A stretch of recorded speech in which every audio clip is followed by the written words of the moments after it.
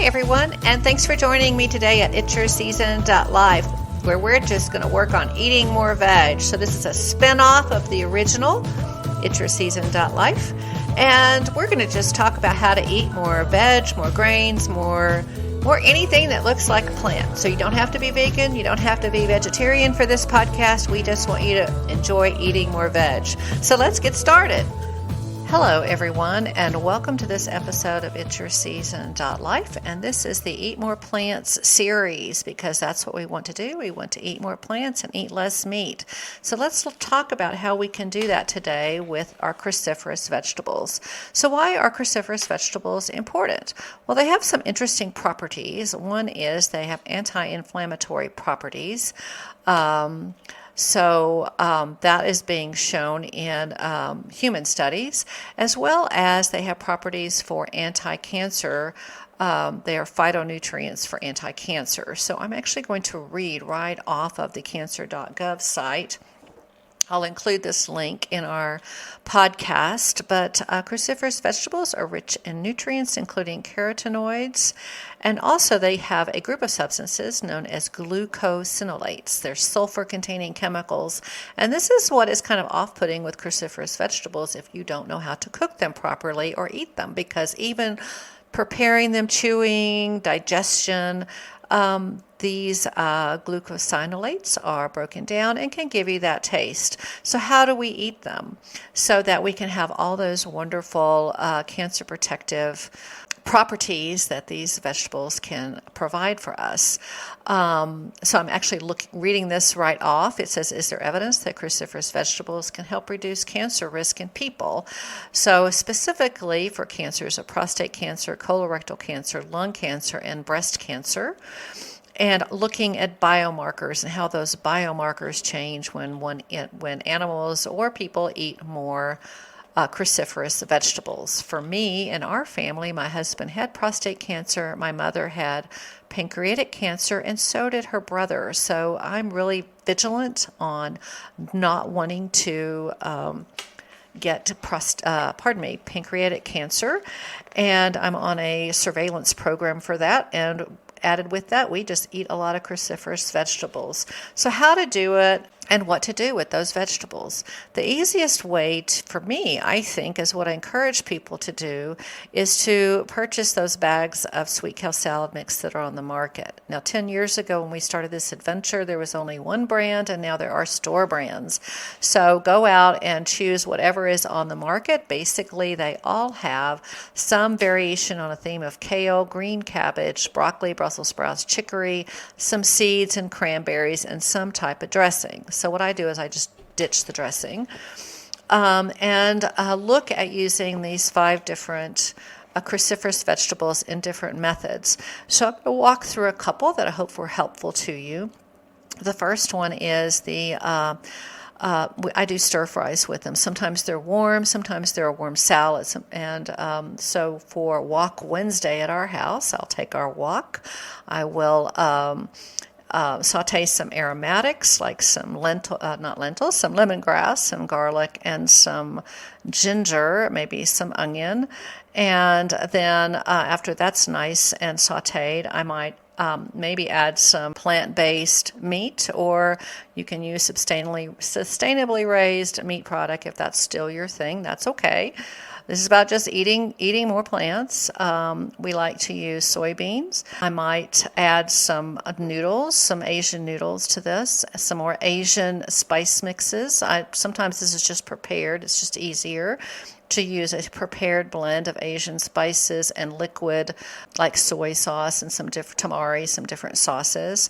Then I add the sweet kale salad mix, put a lid on it, stir it around, put a lid on it, let it steam for a few minutes, and it's ready to go. And so in 10 minutes, you have a really nice stir fry.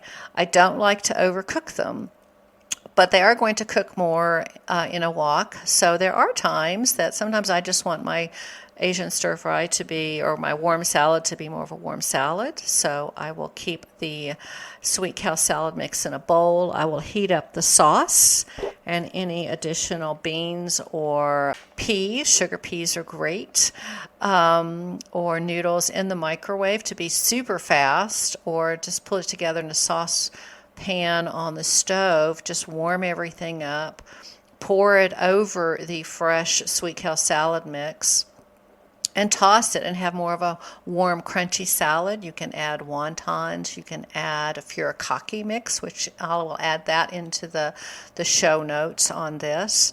So that's one way you can do it, is either have a true stir fry or more of a warm Asian salad. You can do a more of an Italian salad, maybe where you're using red beans and some plant-based feta, which is great on the market now, and some olives and just some maybe some beets, some kind of more of a fresher salad. You can also make just add it to your tacos. Today is Fish Friday at the Boson household. We will be using Gardein fish tacos fish replacement, which I think is the best on the market. So we will actually have fish tacos with the Gardein, and we will be stuffing them with lots of sweet kale salad mix.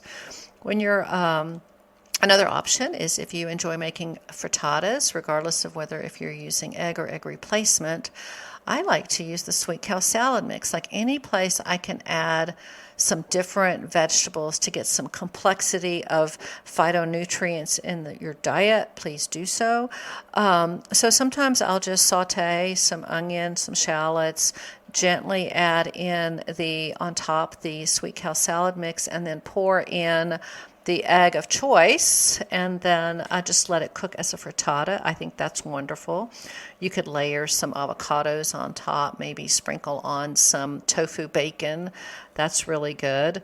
You could also, when we go on vacations, what I like to do, if I can and have time, because I really appreciate it when I do take the time, to make some sweet kale salad mix spring rolls, because that way we can have salad at a picnic table or someplace beautiful, but we don't have to have all the utensils. So I just, make 10 or 12 spring rolls, pack them up, and we take them. So it's a great way to feel good and healthy while you're traveling. And they're easy. You don't really need, when you're eating plant-based and you're traveling, you can have a cooler, but you're not so stringent like you are when you're taking meat and cheese and salami and milk and anything that's a lot more perishable. So these are the things that I enjoy with the sweet kale salad mix. And then finally making a nice soup. So back in the 70s, I'm probably showing my age here, 70s and 80s, there was the ever popular thing. I think it was the American Heart Association that put out the cabbage soup diet for weight loss, which is pretty much cabbage and tomatoes and beans. So I like to do a riff on that on Taco Tuesday, because I also grew up with the rotel tomato soup diet. So pulling together about 5 ingredients and making a really super quick taco cabbage soup that actually freezes well too. So if you have leftovers, it freezes well, especially if you do not overcook the kale mix. So I hope you enjoyed these tips. I'm going to be doing a cooking class on Tuesday. It's a cooking demonstration on Learn It Live, Tuesday, April the 5th, and we're going to be going through a cooking demonstration of 3 things to do with cruciferous vegetables. It's going to be fun. It's super quick, and it's only 30 minutes, so come and join me.